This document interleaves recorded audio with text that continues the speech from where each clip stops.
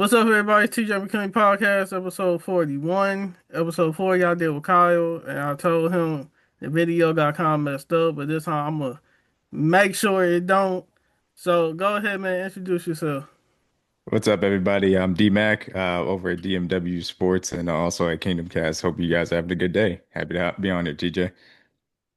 So, as you, D-Mac, well, as you don't know, let me call you D, if that's cool. D, if you don't That's know, cool. I like to start with an ether segment for my guests, and since you new to the show, that's basically mean you go off about anything you want to go off about. So go ahead, man. What you want to get off your chest?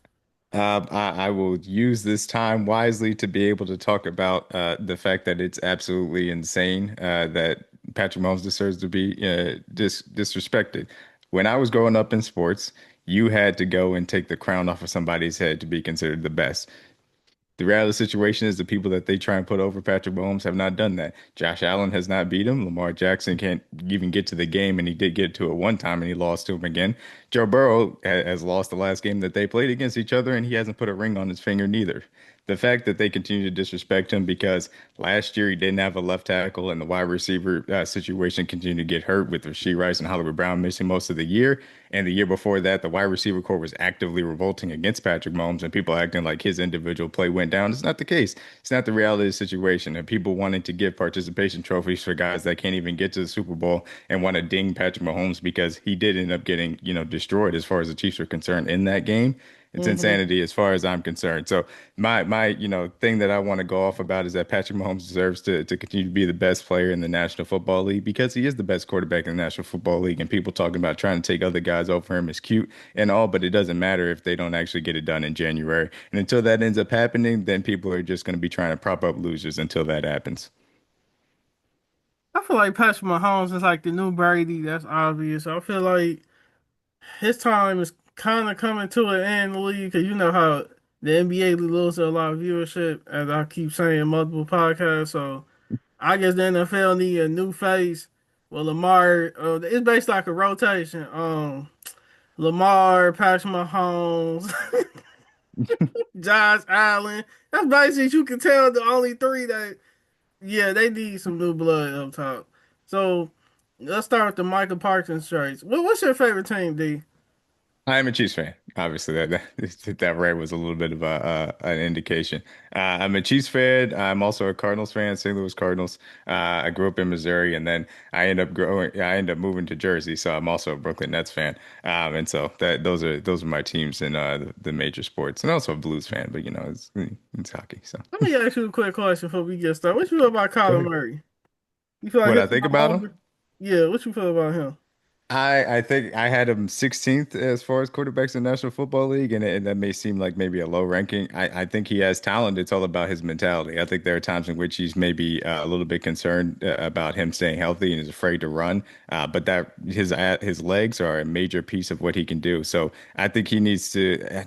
I don't want to say it like this because that makes him seem like he's soft, but I think he needs to play a little tougher and be willing to stay in the pocket and deliver the football and be willing to use his legs in the run game to be a little bit of a better quarterback. And I will say this, I think that last year he was a little bit limiting factor to what the Cardinals offense could do because Marvin Harrison Jr. was getting open.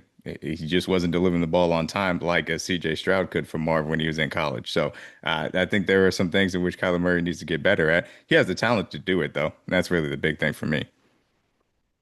You feel like the Cardinals had stacked him, Zach Ertz, JJ White. Basically, it was like the Rams with all the old players that's well known come together on the Cardinals like they did the Rams. But I guess with the Cardinals, it just didn't work out.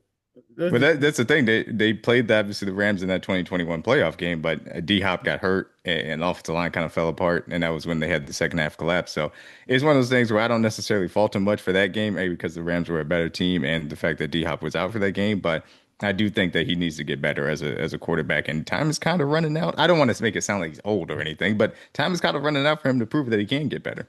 that's just it. A lot of these quarterbacks like Trevor Lawrence and Kyler Murray and it's like they've been in the league for years. People be talking like they just got in the league. Like Trevor Lawrence on what year 3 or 4?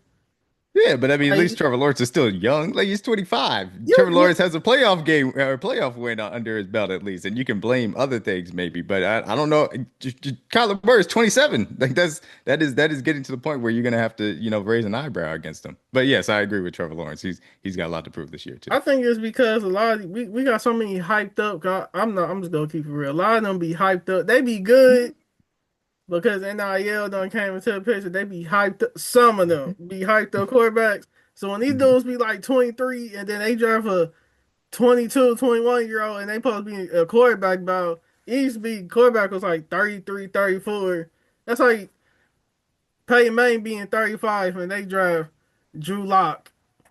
Cause he put that's how it used to be. They'll draft like a Philip Rivers who's 20 going against Peyton Manning. I'm just throwing names out. Yeah. But now you got quarterbacks like a Justin Fields or Lamar could be 23. That's not the real age, 23, 24, and they drafted a 22-year-old at quarterback. It's like man, the NFL getting younger. That's all. Now NBA getting old. Mhm.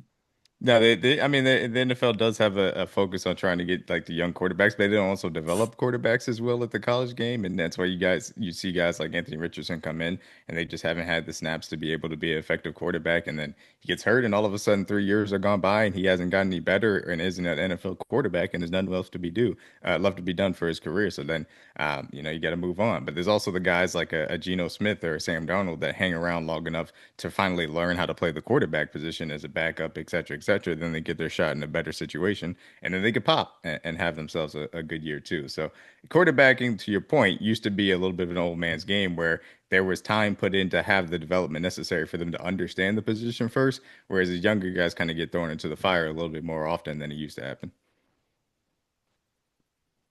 Yeah, let's go ahead. Let's go ahead and move on to Michael Parsons. So Hmm. basically, let's say what need to be said. Kenny Clark and Michael Parsons were the top defensive players on the Green Bay Packers and Dallas Cowboys. And Jerry Jones being Jerry, he want to be the man in the league. He's making trades and trading your best defensive player, or one, let's say top two, to the Packers. So, yeah, what you feel about Jerry Jones? Because we all know how Jerry Jones be trading his top player. You know how he loved to make a scene. Jerry Jones is a person that was trying to do business and from a different time and place.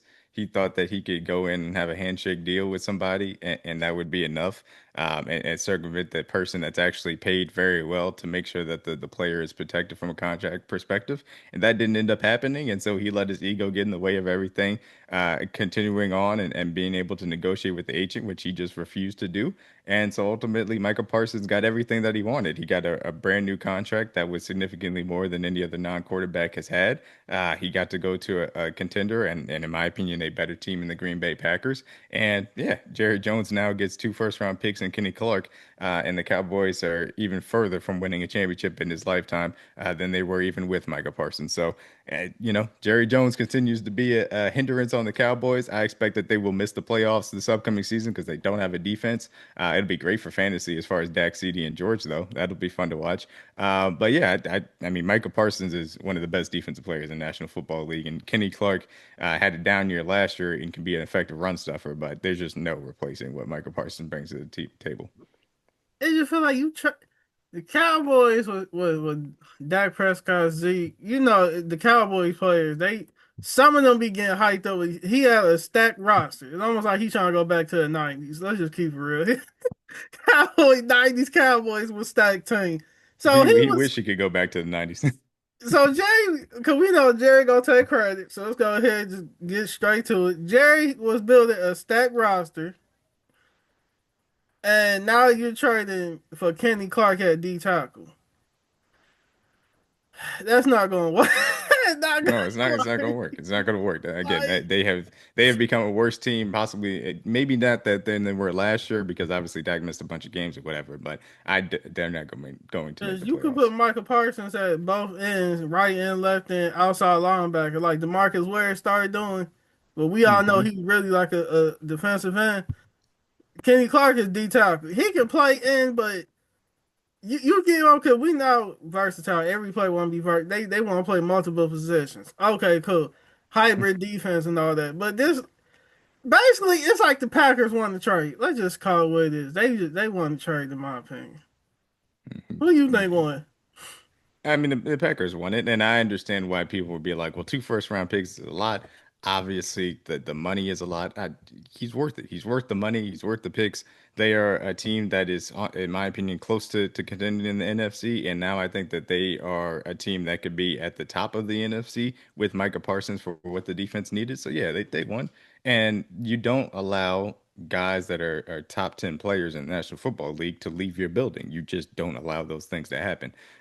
Micah Parsons being the exception because Jerry Jones's ego ended up getting in the way. This is one of them blockbuster trades at the beginning of the season. We just go see how it goes. The next topic: two new playoff teams.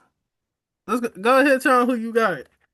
Yeah, so I got two playoff teams that I think are going to be new this upcoming season. They have something very much in common is that they took quarterbacks at the top of the 2024 NFL draft, and that would be the Chicago Bears with Caleb Williams and the New England Patriots with Drake May. A little bit different reasons, but again, some things that are through lines. Both of them got new head coaches, in my opinion, significant upgrades in head coaches. Ben Johnson is unproven as a head coach, and you got to say that, but one of the best offensive minds in the National Football League for what we saw him do with the Detroit Lions. Then obviously the New England Patriots. Mike Vrabel is a proven head coach. Got the Tennessee Titans, in my opinion, a team that had no business being there, to the AFC Championship game and continue to have them have winning seasons in which their roster wasn't all that great outside of, Derrick Henry being able to run over guys. So it's a little bit of different on both sides. I think that both of these quarterbacks, though, are extremely talented guys that have top 10 potential in the National Football League. And now you add a little bit of better offensive structure. Obviously, the Bears adding to their offensive line, better, scheme, better play calling, and obviously adding Luther Burden as well to the wide receiver core, Colson Loveland to the tight ends. What that offense is going to look like, I think, is going to be extremely fun to watch. Then on the Patriots side, being able to add a Stephon Diggs, a Kyle Williams, Travion Henderson to their offensive arsenal and better offensive line play with Will Campbell included, then I think that their offense is going to be improved. And both of these defenses, I think, are in a good spot. Dennis Allen does a really good job as a defensive coordinator, terrible head coach, but a good defensive coordinator. And I think the Bears got a lot of talent there. And the Patriots got a lot of talent. And in my opinion, Christian Gonzalez and Carlton Davis is going to be a fun cornerback duo for Vrabel to put to use. So I think that both of these teams are going to be competing with it in the playoff picture. It's going to be tough for the Bears to beat out the Lions or the Packers for that NFC North. I don't think the Patriots are going to beat the Bills for the AFC East, but these are both teams that I do expect to win 10 games and be in the playoffs. I feel like Caleb Williams got a chance to make the playoffs next season. I'm just gonna be honest because I know how the Bears they're like the Browns right now with the we want a new stadium for Hmm. I don't know past 20 years. Like Yeah, they've been asking I don't for it. know They've been asking for a while. I don't know how many years you gonna keep asking for a new stadium like the Browns, but I guess Caleb Williams like what 24? Yeah, I think maybe even still 23. Not sure. He's around that age. Okay, He's so he's 20. Yeah, he's 23. He'll turn 24 in he November. still got a lot of years in the league. Okay. Yeah, I feel like absolutely. Caleb Williams, once his rookie contract is over, he's going to sign with a new team. And if he don't, it's because the Bears giving him the max contract. Chicago, I don't know. It's like they be trying to build into the 85 Bears height because I don't know if you know they always they getting good quarterbacks now with Justin Fields and Caleb Williams. Okay, but as you know, with the Bears draft picks, it's always defensive players. Well, that's what I think that they realize or maybe they have realized that they can't continue to do that, boy. That's why I think that they took, Darnell Wright and Colston Love and Luther Burden guys early in the last few drafts is saying, hey, we can't act like it's like you said, the 85 Bears. We can't act like it's the 1980s where defense is the thing that's going to win championships. And they have good defense talent on that team, but they recognize by hiring Ben Johnson and saying, hey, we need to have an offense that's one of the best in the National Football League. And I think this is a pairing, Ben and Caleb, that can be there for a long time and continue to get better. But yeah, I think that's a little bit of an organizational shift. And when you haven't had a 4,000-yard passer in your franchise's history, you do need to shift how you're thinking about the entire offensive position, their side of the ball. Yeah. Now with the Patriots, come on, man. Who's your team, TJ? Cleveland Browns. I'm in Mm, Cleveland. okay. Go Yeah, ahead I mean, and I, go ahead and I, roast them. no, no, no. I'm not gonna roast it. I'm not gonna roast it. I don't look. I'm obviously everybody that is a fan of a AFC team watch the Patriots be able to be at the top of the AFC for 20 years. I don't want to predict that they're going to be good again, but that's a reality situation. I think that they're building something well. Mike Vrabel, again, the veteran head coach. I believe in Drake May, and I like some of the moves that they made. So as much as I would love to see the Patriots continue to toil in mediocrity, I think that this is a year that they turn it around. You think they're gonna be better than Buffalo and Miami? No, I think Buffalo will win the division. Miami, I'll be honest with you, I think is going to be one of the worst teams in the NFL this year. I understand why people look at Tyreek and Waddle, a good combination. I think Tyreek has in a slight step back. Not that he's a bad wide receiver, still a very good one, but not an elite wide receiver anymore. I can't trust Tua to stay healthy. They don't have an offensive line. They don't have a spine of their defense anymore, and the cornerback situation in Miami is terrible. I truly think that Miami's going to be one of the worst teams in the National Football League this year. Miami is one of the most marketable teams today in Miami with the Oh yeah, for Hurricanes and sure. all that. Okay. They got a great they got a great color scheme. I like their new rivals uniforms. It's cute and everything. That don't they play cute football. They play cute football with the whole we're gonna do motion. We're gonna have everybody be speed. Him, H.N. Waddle Hill. Like that. It's cute football, but cute football don't win you games. Do you? They had the slow receivers run like a 4-2 flat. Hmm. They had a good defense because they had a lot of old veterans on the defense side of the ball, and y'all couldn't even make the championship game. We know why. And then the Tyreek Hill off the field situation, him getting arrested. We ain't gonna speak on that, but the point, long story short, that Miami team, I don't know if it's the coach, Tua, or what what the problem is, but you I see think it's a I'm little bit of double everything. talking. It's a little bit of everything, man. I think the coach is not necessarily, head coach material. I think Tua is just you can't trust him to stay healthy, and he has limitations as a quarterback even when he's on the field. I think it's a little bit of everything. I don't think the front office has done a good job building the trenches either. Outside of the two edge rushers, because I really do like Chubb is the veteran there and he's good too. But I really do like Jalen Phillips and Chop Robinson. But they don't have a spine of a defense. They don't have a defense in general, in my opinion. And Josh Allen carrying the Buffalo Bills on the offense side of the ball, you know they that man getting old. That man getting old. Did okay? How long you think Lamar and Justin? Not Lamar. Um, how long you give Lamar and what's his And name? Josh, Josh Allen and Patrick Mahomes? When do you think that body's gonna start breaking down? Because that carrying the offense at quarterback position. I so this is tough. If you're telling me in any other era of football, I would tell you like the ways in which Josh Allen and Lamar Jackson play should not hold up past 30. We saw this with guys like Cam Newton. We saw a little bit with Michael Vick as well. I think one thing is key for Lamar Jackson. He does a really good job at avoiding hits. Like he'll get down, he'll go out of bounds. And he's elusive, so it's tough to get a real shot on him. So I think there's a little bit of help from that perspective. Josh Allen actually seeks out contact. So I think that there is a real concern about his long-term durability.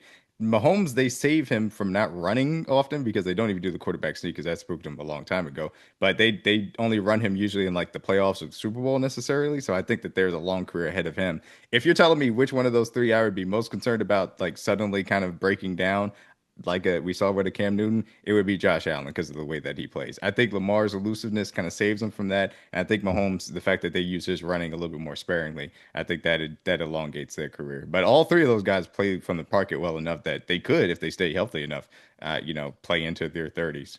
I think Mahomes has the most longevity out of those three, though. Yeah, I give Mahomes the longevity, but I give Lamar the. I think Lamar go win a Super Bowl ring before he retires. He got to because that Lamar problem gonna be is the offense side of the ball. Because defense, we talk about Baltimore. They always gonna be psyched up, Nice hyped defense. up on defense. They can have the worst defense in the league, and they still gonna be number one. I'm just because that's You're just not their lying. culture. Yep. But that It is Lamar, a culture. yeah, but that Lamar running the ball like Michael Vick stuff, even Vick start getting broken down towards the end. He When did. you start that Absolutely. stuff get old. That Philly team was Yeah. That Philly team with D Jackson, him and Shady, that was a lot of fun. I do think that there is something to be said about, Lamar Jackson specifically. I do think he has the best chance to win a ring out of Josh Allen, like Joe Burrow, because the Bengals, front office is terrible and the ownership is cheap. Hmm. And people may not want to hear that, but that is the reality situation. The Bills front office, in my opinion, is shaky. It's solid, but I think that there are real question marks about that. I think Lamar has the best infrastructure as far as a team around him to be able to continue to stay in title contention. So yeah, I think he has the best shot, especially of Joe and Josh, of being able to finally put that ring on his finger. Okay. Hold on, man. Let's go ahead and move on to the quarterback rankings. What you got?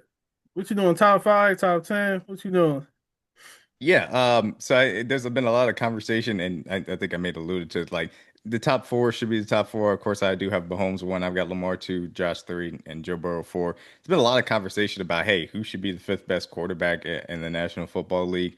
I am somebody that again does value the fact that you are, to win the Super Bowl. That does matter to me. So Jalen Hurts, the inherent advantage that he brings because of his legs is something that does come to the table. Obviously, he has a lot of amazing surroundings, and a lot of quarterbacks, in my opinion, could also win a Super Bowl with that Eagles team last year. But I tipped my cap to him, so I gave him the fifth spot as far as that aspect is concerned.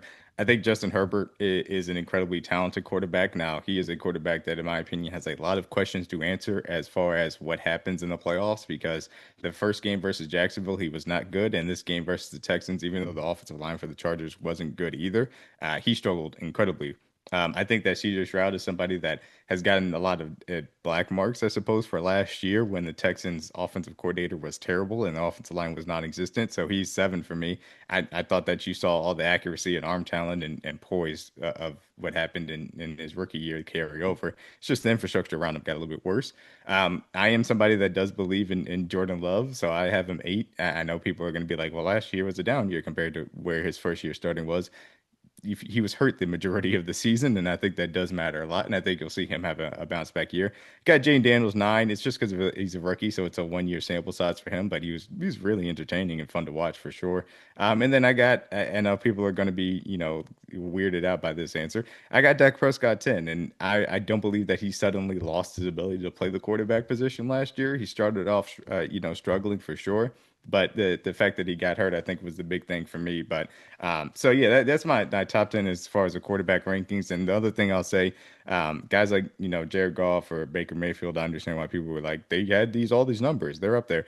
They didn't put up the actual tape and film that would put him in the top 10 for me. But the other guy is Matthew Stafford, and if he's healthy and his back is fine, I'm putting him in the top 10. But reality situation is I can't trust him if that back is fine or not. I don't know what's going on with his back. And he's older. Yep. I feel like top quarterbacks is Lamar, Joe Burrow. I'm gonna still say Kyler Murray because I'm not gonna sleep on him. What's the dude who played Ohio State Texans? CJ Stroud. DJ Stroud. I'm gonna put a question mark with him because he still had he made the play. Okay, when the playoffs come around this year, we go this CJ Stroud year. Let's speak on him. I'm gonna Okay. give him this year. He ain't gonna care, but I mean, he was yeah, solid. He was solid versus the what's it called? It just jumped out of my head. He was solid versus the Chargers, and yeah, obviously they've been back-to-back years in the divisional round. yeah. We about to see what John what's his name Jim Harbaugh. We about to see. Yeah, them Harbaugh brothers. They can coach. Well, we Yeah, they all know can. Lamar say John though. He did. He We all absolutely did. know. He Everybody was going say to lose hi. his job until Lamar came in for Joe Flacco. That is absolutely a fact. He saved his I job. can't wait to see that Browns Ravens game. The sad part is I'm a Browns fan. But I want to see this because we all know they cool for real. They talk. We all know them players be acting for the cameras. You know they do whatever. Some of them, because some of them really don't like each other. But that Flacco, Lamar, man, media about to be hyping that game up. Browns could lose every game, but they hyping that up just because that's a rivalry between them two. I was going to ask you, are you sure you're excited to watch that game? I don't know if that would be that entertaining of a game. Brown got Shout out to some. Flacco though. I'm sure he gonna throw the ball. Like Flacco gonna throw the ball a lot to Judy and Joku. So shout out to Watch Flacco for that that. be a game they punish Shador. I was about to say. So Watch how do you that. feel? That would be the game that they throw Shador out there just to die. How do you feel about the Browns quarterback situation? First off, y'all drafted. I already said they was gonna draft Shador because they always get the most hyped up quarterback. And I'm not tearing down Shador, but I know Cleveland how they draft. Johnny Manziel. Baker, go, yeah. So anyway, y'all drafted Dylan Gabriel. Y'all could have got a defensive player or a receiver or a lineman. Okay. Then y'all drafted Shador. I was hyped up. I'm not gonna lie, I was hyped up about that. Then y'all Mhm. got Joe Flacco as a star, and then Deshaun Watson just disappeared. He just I like think they would wish he would disappear, especially from the cap sheet. I think they would want that to happen. then you got Kenny Pickett for the from the Steelers. Like let me Tiny just hands. listen to these names. Kenny Pickett was starting. Shador got the most hype. Joe Flacco, well-known quarterback who won Super Bowl.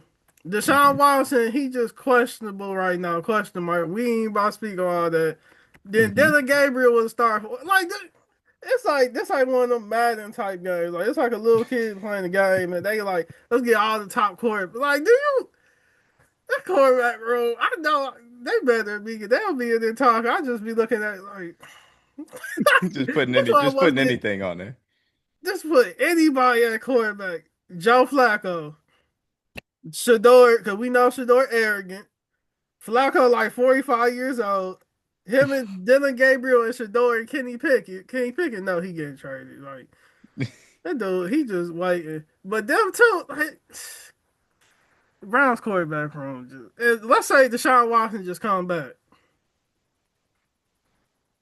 I mean, I don't expect him to. I think that they are just going to keep him on IR the entirety of the year. I don't think that they want him anywhere near this team at this point, especially given the fact that they have, like you said, Flacco, who's going to be the veteran starter for, as long as they choose to.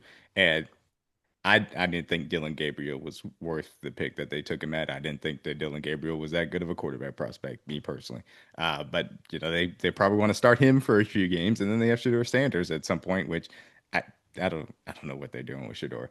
Um, I don't know. It's the Browns being the Browns. The good news is that they're probably going to be right back at the top of the draft next year, and they have two first round picks, and they'll probably be using one of those on a new quarterback. So it'll be Dylan Gabriel, a new rookie, and Shador Sanders in the quarterback next year.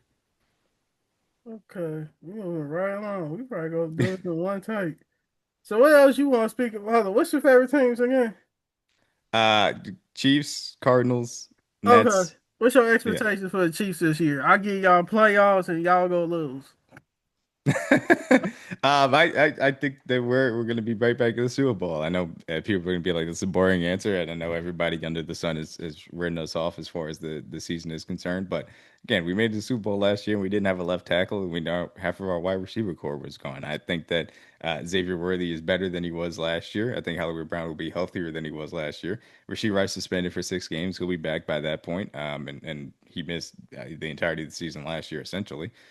He's going to be incredibly key. And then I think that our offensive line is better than it was. And people will be like, well, you lost Joe Tooney. I understand that. But the left side of the offensive line is not going to have just a gaping black hole at left tackle. Josh Simmons came in, played really well for us. I really like what I've seen on tape from him. Kingsley Suamataia is going to have a little bit of a question mark on him, but I think he can give us competent left guard play. I see us back in the Super Bowl. I like the fact that we upgraded a little bit at outside corner, bringing in Christian Fulton too. The question mark is maybe going to be the pass rush outside of Chris Jones, but I think that Spagnuolo will be able to do enough as far as the defense is concerned. So I think that we'll be right back in the Super Bowl. Of course, we're in the AFC West. I'm not trying to hear anything with the Denver Broncos. They're a cute story, but they're not beating us. You really believe Travis Kelce? That's what I was about to be right back in the Super Bowl. Absolutely. Why would I not believe him? Look, the thing is, fortunately, Travis Kelce doesn't have to be the primary target for the team because everybody else that we have in the wide receiver room. So he can be a secondary option for Mahomes and a safety blanket when needed. Okay, let's go ahead. Let's go ahead and wrap this up real quick. You got anything else you want to speak on, man? Because I'm definitely bringing D back on this season. Absolutely. We can talk about a lot of stuff, man. If the football thing, we talked about the Micah Parsons aspect of it.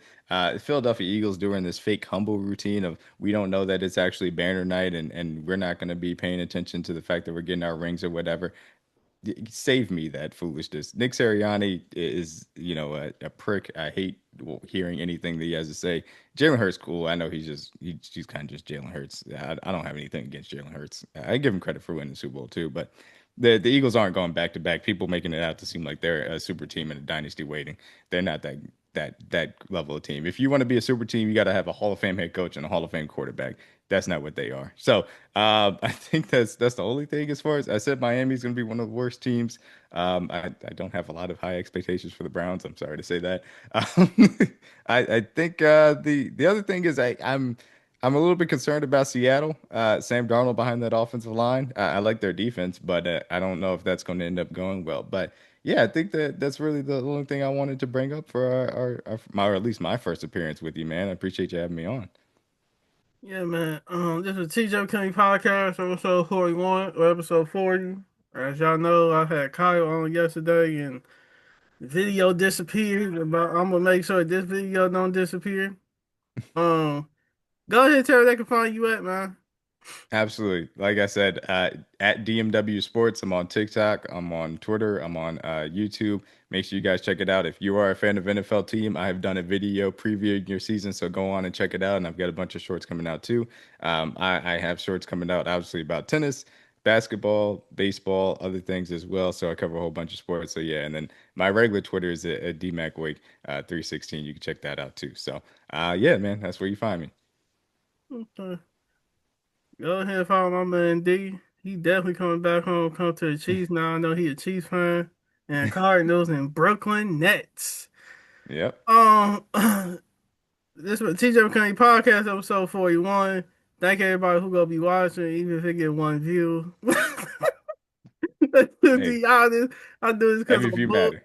I do this because I'm bored. That's the honest truth. You can do this because I'm bored. Help me in my free time. This is TJ McConney podcast episode 41. Thank y'all for watching. Peace out. I'm gonna see you around the way. All right. All right, thanks, man.